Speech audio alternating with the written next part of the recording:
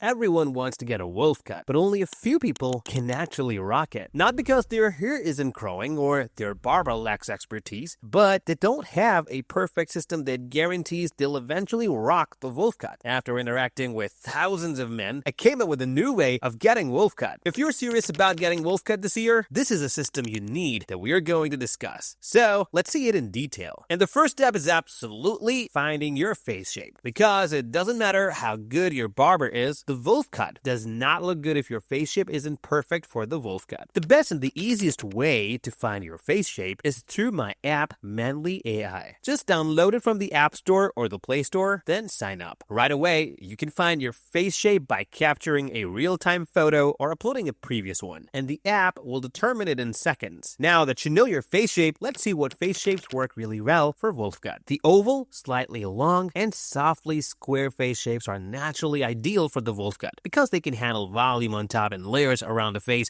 without looking unbalanced. These face shapes let the haircut feel effortless instead of forced. When it comes to hair texture, wavy and slightly curly hair are the most ideal because they already have natural movement, which is exactly what the wolf cut needs to look alike. Straight hair can still look great with a wolf cut, but it needs proper layering and light styling so it doesn't fall flat. Thick hair gives the wolf cut that bold, full look when the weight is controlled properly, while fine hair needs a softer, longer layered version so it doesn't lose density. The second step is to actually try wolf cut on your face so you can see if that looks good on you or not. This is a must step that will save you months. And to try any hairstyle, I have added a special feature in my app where you can replace any new hairstyle with your current hairstyle. Just head over to Match Style, select wolf cut, click Generate, and the advanced AI will replace your current hairstyle with the wolf cut. This step gives you clarity. Once you see a version that actually suits you, growing your hair stops feeling like a gamble and starts feeling like a plan. From here, you move into the hair growth phase, knowing exactly what you're working toward, and every barber visit starts making sense. In the past, people would grow their hair for 6 months just to find out the wolf cut doesn't suit them. That's painful. That's wasted time. And honestly, that's unnecessary. And here comes the third step of the new way of getting a hairstyle: tracking your hair growth. In the app, I have integrated a tracker feature. This is not any random tracker, but it is specifically designed for tracking hair growth. Just head over to the tracker section and click Start Now. It will ask some questions like the name of the hairstyle you want to get and reference images like front, sides, and back. Then it will ask your face shape, hair type, and your tracking period duration, how often you want to update your tracking logs, and reminder time. This question is powerful because the app will remind you when you need to update your tracking log. After that, it will ask for the start time of this tracking, and then it will show you your answer to each question so you can review. If you are satisfied with it, click on Start My Journey, and a new tracking system will be created and waiting for your updates in the upcoming months. If you click this, you can see your target hairstyle with some details. Below is where your entry logs will be displayed. Let's say you want to add an entry for your first week. Just click the plus icon and a simple form will appear where you have to upload your images. Next, give your hairstyle a rating. This will be an indicator if you're going in the right direction or not. Next, add an answer to the 3 questions, and then click on Save Progress. And the week 1 entry can now be seen right after the target hairstyle. More and more entries will be shown as you add new entry logs every week. This is a really powerful way of tracking your hairstyle, and it will literally show you